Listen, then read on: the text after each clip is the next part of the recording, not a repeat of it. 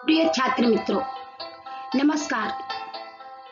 आज मैं विनीता उपाध्याय हम अपने चैनल ज्ञान तरंगिनी में आप सभी का हार्दिक स्वागत करते हैं।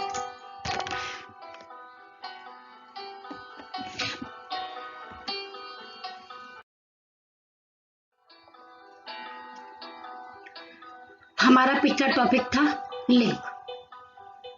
उसी दिशा में आगे बढ़ते हुए हम व्याकरण के तीसरे प्रकार पद विचार का छठे अंग वचन पर आज हम प्रकाश डालेंगे।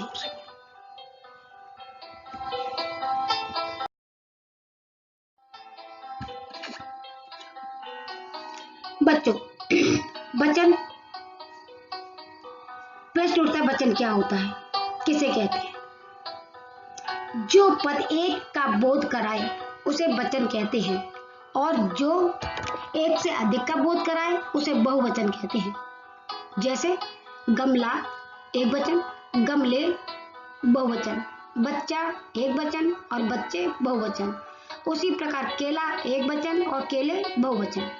कहने का तात्पर्य है, एक जो शब्द एक से अधिक संख्याओं का बोध कराए उसे हम बहुवचन कहते हैं और जो एक का बोध कराए उसे हम एक वचन कहते हैं।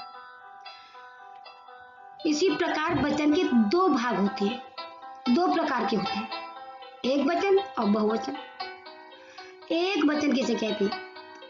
शब्द के जिस रूप से किसी एक ही वस्तु या प्राणी का बोध हो उसे एक वचन कहते हैं। जैसे लड़का, माला, पेड़, गुड़िया आदि।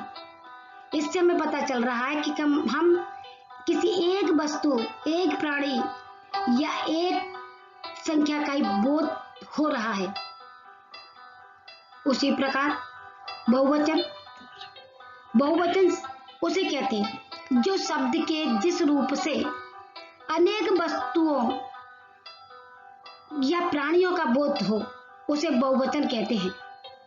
जैसे लड़के, पुस्तकें, मालाएं, मेजें, गुड़ियाएं आदि।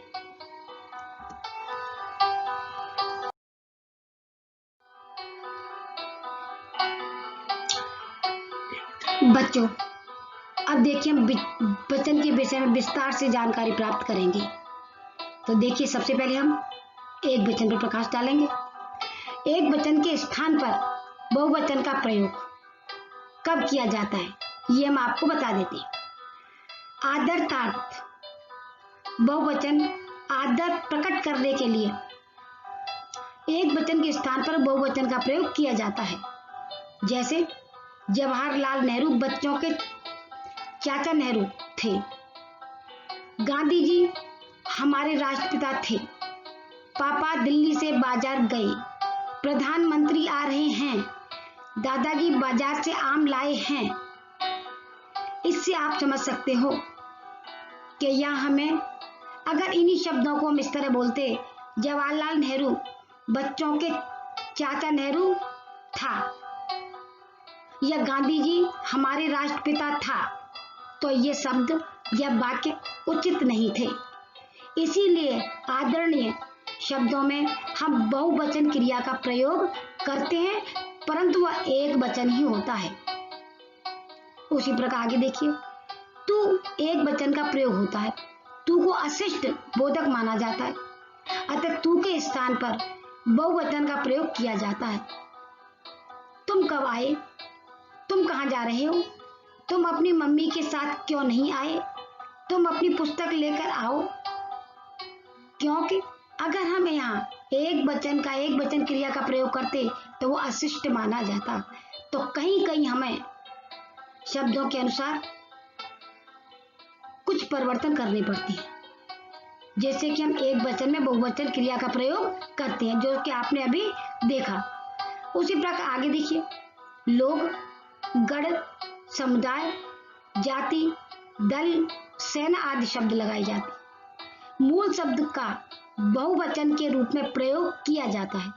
जैसे कर्मचारी व लेखक गण, वानर सेना, वृक्षिबंध आदि। आंसू, बाल, लोग, होश, दर्शन, प्राण, हस्ताक्षर, समाचार आदि शब्दों का प्रयोग बहुवचन में ही होता है। जैसे उसके बाल झड़ गए हैं। दुख समाचार सुनते ही उसकी आंखों से आंसू बहने लगे। शेर को देखकर उसके प्राण सूख गए। अपनी सफलता का समाचार सुनकर उसके होश उड़ गए। देखो, यह वही आदर्शवादी शब्द है जो दूसरों को सम्मान देने वाले वाक्यों का प्रयोग यहाँ किया गया है। अगर हम इस बात को इस तरह कहते, उसके बाल झड़ गए हैं, तो यह वाक्य अटपटा होता। दुख समाचार सुनते ही उसकी आंखों से आंसू बहने लगा, तो यह वाक्य हमारा उचित नहीं होता। इसीलिए हमें कहीं कहीं वाक्यों को एक वचन के वाक्य में बहुवचन की क्रिया का प्रयोग किया जाता और करना पड़ता है। धातुओं का बोध करने वाले जैसे जातिवाचक संज्ञा तो भाववाचक संज्ञा के प्रयोग में एक वचन के रूप में की जाती है। अतः सोना, चांदी, प्रेम, घृणा आदि। सोना महंगा और चांदी सस्ती हो गई है।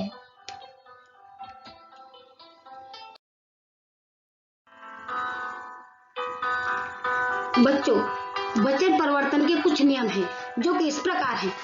अकारांत शब्दों में शब्दों के आ को ए में बदलकर एक वचन से बहुवचन में परिवर्तित किया जाता है। जैसे तोता एक वचन, तोते बहुवचन, पंखा एक वचन, पंखे बहुवचन, पैसा एक वचन, पैसे बहुवचन। उसी प्रकार आगे देखिए, लड़का एक वचन, लड़के बहुवचन, बेटा एक वचन, बेटे बहुवचन, केला एक वचन, केले बहुवचन। उसी प्रकार देखो, अकारांत स्त्रीलिंग शब्दों को आ को ए में बदलकर बहुवचन में परिवर्तित किया जाता है। जैसे एक वचन में पुस्तक, तो बहुवचन में उसे पुस्तकें कहा जाता है। दीवार और दीवारें, क्योंकि वहां आ शब्द की जगह ए शब्द का प्रयोग चंद्रबिंदु के साथ किया जाता है और कहीं कहीं अंकी बिंदु का प्रयोग किया जाता है। बैल, जैसे बैल बैले, पेड़ पेड़ें, गाय गायें, आंख आंखें। उसी प्रकार एकारांत शब्दों में भी ई के आगे या जोड़कर एक वचन से बहुवचन में परिवर्तन किया जाता है। निधि निधियां, जाति जातियां, सखी सखियां, लिपि लिपियां, शक्ति शक्तियां और तिथि तिथियां। यहाँ पर ई के आगे या लगाकर बहुवचन में परिवर्तित कर दिया गया है। इसी प्रकार ईकारांत शब्दों के ई को ई में बदलकर और या जोड़कर बात शब्द में परिवर्तन किया गया है और उसे बहुवचन में बदल दिया गया है। जैसे एक वचन में घड़ी, घड़ियां, यहाँ पर बड़ी ई को छोटी ई में बदलकर या लगाकर चंद्रबिंदु लगाकर उसे बहुवचन में बदल दिया गया है। जैसे एक वचन में है चाबी, तो बहुवचन में चाबियां, मक्खी मक्खियां, रोटी रोटियां, बेटी बेटियां, रानी रानियां। इस प्रकार वचन परिवर्तन के विभिन्न नियम हैं।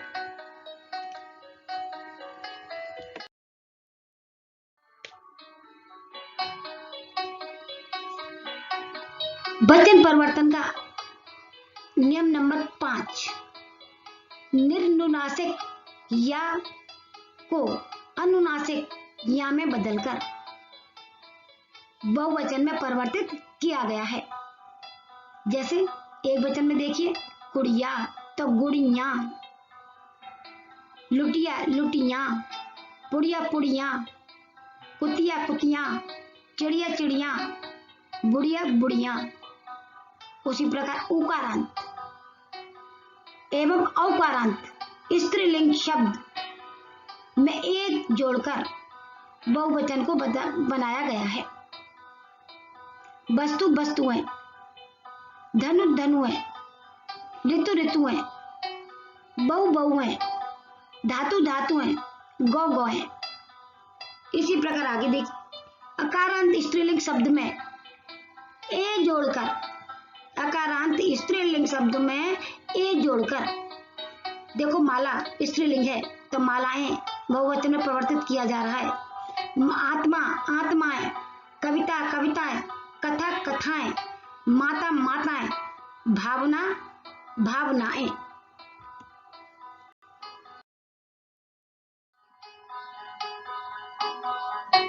उनके उपरांत कुछ और भी नियम है। कुछ शब्द ऐसे होते हैं जो एक वचन और बहुवचन दोनों में समान होते हैं, जैसे घी, चाय, पानी, आकाश, वर्षा। जैसे पानी बरस रहा है, आकाश साफ दिखाई दे रहा है, वर्षा के आने से सारा गुड़ गोबर हो गया, पेड़ की छाया में बैठो। यहाँ आपको इन वाक्यों से पता चल रहा होगा, यहाँ बहुवचन एक वचन का कहीं कोई नियम नहीं है, क्योंकि यहाँ वाक्य के अनुसार वचन परिवर्तन हुआ है। जैसे आकाश साफ दिखाई दे रहा है, आकाश तो आकाश एक है या बहुत है? एक है। साफ दिखाई दे रहा है, वर्षा के आने से सारा गुड़ गोबर हो गया, पेड़ की छाया में बैठो। पेड़ एक है लेकिन पत्तियां और डालियां तो बहुत हैं, लेकिन फिर भी छाया में बैठो। छाया नहीं आया, छाया आया, छाया में बैठो। बहुवचन के लिए एक वचन का प्रयोग। कई बार जातिवाचक शब्द एक वचन में भी बहुवचन का बोध कराते हैं, जैसे नागपुर से संतरा, नागपुर के संतरा प्रसिद्ध हैं। माताजी के पास 1 लाख रुपया है 1 लाख रुपया है। पूरे समुदाय का प्रतिनिधित्व करने वाले कुछ संज्ञा शब्दों का प्रयोग एक वचन में होता है, जैसे अब जनता ही कुछ करेगी। जनता बहुवचन है, उसके अंदर कितने लोग आ जाते हैं, लेकिन करेगी, करेंगी नहीं आया, करेगी। भीड़ बढ़ती ही जा रही थी नहीं थी, ये बहुवचन का शब्द है, लेकिन इसमें क्रिया एक वचन की प्रयोग में आई है।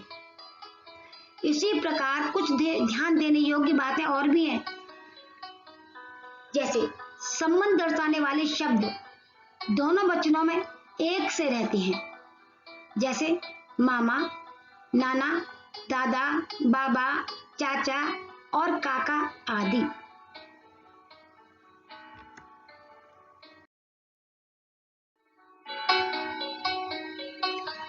तो प्रिय छात्रों, आज हमने वचनों के विषय में चर्चा की, आप समझ गए होंगे। अब हमारा अगला शीर्षक होगा कारक विभक्ति।